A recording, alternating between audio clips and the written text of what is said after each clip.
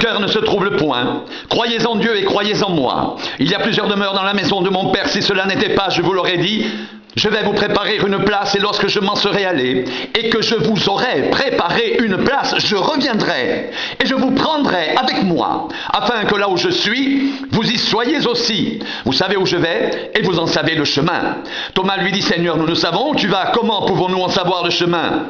Jésus lui dit, je suis le chemin, la vérité et la vie. Nul ne vient au Père que par moi. Si vous me connaissiez, vous connaîtriez aussi mon Père. Et dès maintenant, vous le connaissez et vous l'avez vu. Philippe lui dit, Seigneur, montre-nous le Père, et cela nous suffit. Jésus lui dit, il y a si longtemps que je suis avec vous, et tu ne m'as pas connu, Philippe. Celui qui m'a vu a vu le Père.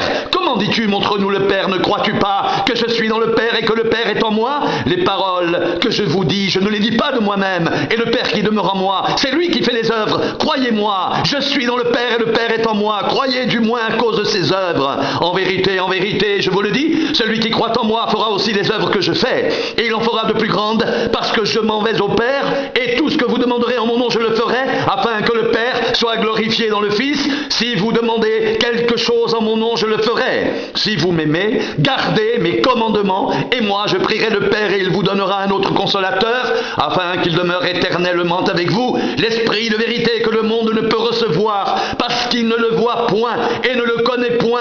Mais vous, vous le connaissez, car il demeure avec vous et il sera en vous.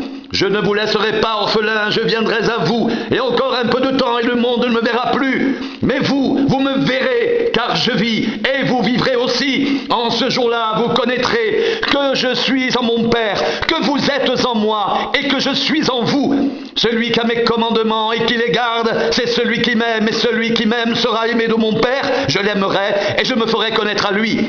Jude, non pas l'Iscariote, lui dit, Seigneur, d'où vient que tu te feras connaître à nous et non au monde? Jésus lui répondit, si quelqu'un m'aime, il gardera ma parole et mon Père l'aimera. Nous viendrons à lui et nous ferons notre demeure chez lui. Celui qui ne m'aime pas ne garde pas mes paroles, et la parole que vous entendez n'est pas de moi, mais du Père qui m'a envoyé. Je vous ai dit ces choses pendant que je demeure avec vous. Mais le Consolateur, l'Esprit Saint, que le Père enverra en mon nom, vous enseignera toutes choses et vous rappellera tout ce que je vous ai dit. Je vous laisse la paix.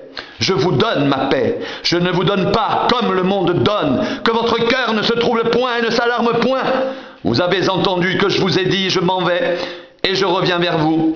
Si vous m'aimiez, vous vous réjouiriez de ce que je vais au Père, car le Père est plus grand que moi. Et maintenant, je vous ai dit ces choses avant qu'elles arrivent, afin que, lorsqu'elles arriveront, vous croyiez. Je ne parlerai plus guère avec vous, car le prince du monde vient, il n'a rien en moi. Mais afin que le monde sache que j'aime le Père et que j'agis selon l'ordre que le Père m'a donné, levez-vous, partons d'ici. Je suis le vrai cep, et mon Père est le vigneron. Tout sarment qui est en moi, et qui ne porte pas de fruit, il le retranche. Et tout sarment qui porte du fruit, il l'émonde afin qu'il porte encore plus de fruits. Déjà, vous êtes purs à cause de la parole que je vous ai annoncée. Demeurez en moi, et je demeurerai en vous, comme le sarment ne peut de lui-même porter du fruit s'il ne demeure attaché au cep. Ainsi, vous ne le pouvez pas non plus, si vous ne demeurez en moi. Je suis le cep, vous êtes les sarments. Celui qui demeure en moi et en qui je demeure porte beaucoup de fruits, car sans moi, vous ne pouvez rien faire. Si quelqu'un ne demeure pas en moi, il est jeté dehors comme le sarment, et il sèche, puis on le ramasse, on le jette au feu, et il brûle. Si vous demeurez en moi, et que mes paroles demeurent en vous, demandez ce que vous voudrez, et cela vous sera accordé. Si vous portez beaucoup de fruits, c'est ainsi que mon Père sera glorifié, et que vous serez mes disciples. Comme le Père m'a aimé, je vous ai aussi aimé. Demeurez dans mon amour. Si vous gardez mes commandements, vous demeurerez dans mon amour, de même que j'ai gardé les commandements de mon Père et que je demeure dans son amour. Je vous ai dit ces choses afin que ma joie soit en vous et que votre joie soit parfaite. C'est ici mon commandement. Aimez-vous les uns les autres comme je vous ai aimé. Il n'y a pas de plus grand amour que de donner sa vie pour ses amis. Vous êtes mes amis si vous faites ce que je vous commande. Je ne vous appelle plus serviteur, parce que le serviteur ne sait pas ce que fait son maître. Mais je vous ai appelé ami, parce que je vous ai fait connaître tout ce que j'ai appris de mon Père. Ce n'est pas vous qui m'avez choisi, mais moi, je vous ai choisi, et je vous ai établi, afin que vous alliez, et que vous portiez du fruit, et que votre fruit demeure, afin que ce que vous demanderez au Père en mon nom, il vous le donne. Ce que je vous commande, c'est de vous aimer les uns les autres. Si le monde vous hait, sachez qu'il m'a haï avant vous. Si vous étiez du monde, le monde aimerait ce qui est à lui. Mais parce que vous n'êtes pas du monde, et que je vous ai choisi du milieu du monde, à cause de cela, le monde vous hait. Souvenez-vous de la parole que je vous ai dite, le serviteur n'est pas plus grand que son maître. S'ils m'ont persécuté, ils vous persécuteront aussi. S'ils ont gardé ma parole, ils garderont aussi la vôtre. Mais ils vous feront toutes ces choses à cause de mon nom, parce qu'ils ne connaissent pas celui qui m'a envoyé. Si je n'étais pas venu et que je ne leur ai point parlé, ils n'auraient pas de péché. Mais maintenant, ils n'ont aucune excuse de leur péché. Celui qui me hait aussi mon Père. Si je n'avais pas fait parmi eux des œuvres que nul autre n'a faites, ils n'auraient pas de péché. Mais maintenant, ils les ont vus et ils ont haï, et moi, et mon Père. Mais cela est arrivé afin que s'accomplisse la parole qui est écrite dans leur loi. Ils m'ont haï sans cause. Quand sera venu le Consolateur, que je vous enverrai de la part du Père, l'Esprit de vérité qui vient du Père, il rendra témoignage de moi, et vous aussi, vous rendrez témoignage, parce que vous êtes avec moi dès le commencement. Je vous ai dit ces choses afin qu'elles ne soient pas pour vous une occasion de chute. Ils vous excluront des synagogues, et même l'heure vient où quiconque vous fera mourir croira rendre un culte à Dieu. Et ils agiront ainsi parce qu'ils n'ont connu ni le Père ni moi. Je vous ai dit ces choses afin que lorsque l'heure sera venue, vous vous souveniez que je vous les ai dites. Je ne vous en ai pas parlé dès le commencement parce que j'étais avec vous. Maintenant, je m'en vais vers celui qui m'a envoyé, et aucun de vous ne me demande « Où vas-tu ?» Mais parce que je vous ai dit ces choses, la tristesse a rempli votre cœur. Cependant, je vous dis la vérité. Il vous est avantageux que je m'en aille, car si je ne m'en vais pas, le Consolateur ne viendra pas vers vous, mais si je m'en vais, je vous l'enverrai.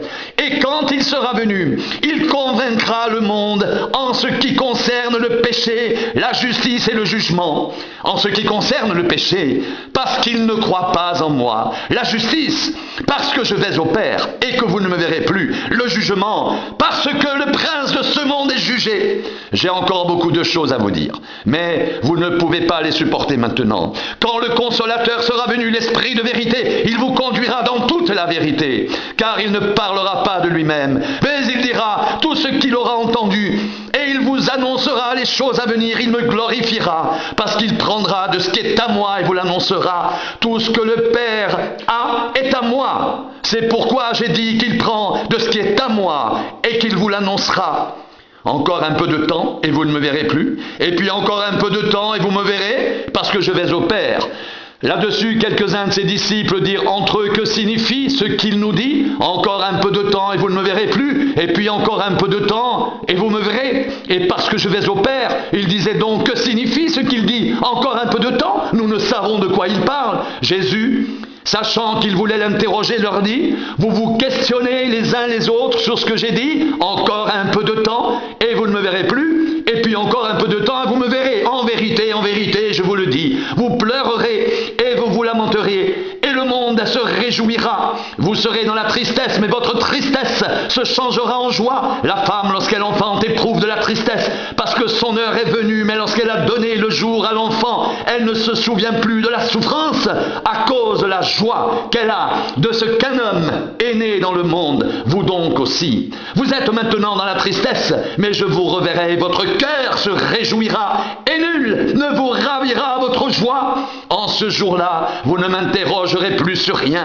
En vérité, je vous le dis, ce que vous demanderez au Père, il vous le donnera en mon nom. Jusqu'à présent, vous n'avez rien demandé en mon nom. Demandez et vous recevrez, afin que votre joie soit parfaite. Je vous ai dit ces choses en parabole. L'heure vient où je ne vous parlerai plus en parabole, mais où je vous parlerai ouvertement du Père. En ce jour, vous demanderez en mon nom, et je ne vous dis pas que je prierai le Père pour vous, car le Père lui-même vous aime parce que vous m'avez aimé et que vous avez cru que je suis sorti de Dieu. Je suis sorti du Père et je suis venu dans le monde. Maintenant, je quitte le monde et je vais au Père. Ses disciples lui dirent maintenant, tu parles ouvertement et tu n'emploies aucune parabole. Maintenant, nous savons que tu sais toutes choses et que tu n'as pas besoin que quelqu'un t'interroge. C'est pourquoi nous croyons que tu es sorti de Dieu.